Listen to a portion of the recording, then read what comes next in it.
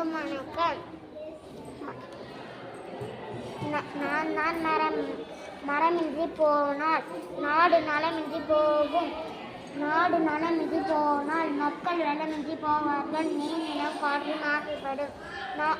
எனவே என்னை வளருங்கள். நான் மழை தருகிறேன்.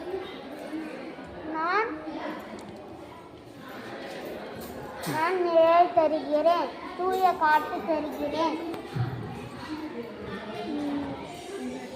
நான் காய் பழம் இறகு தருகிறேன். பறவைகள் விலங்குகள் வாழ உதவுகிறேன். எனவே என்னை வெட்டாதீர்கள். சுற்றுச்சூழலை பாதுகாப்போம். நன்றி.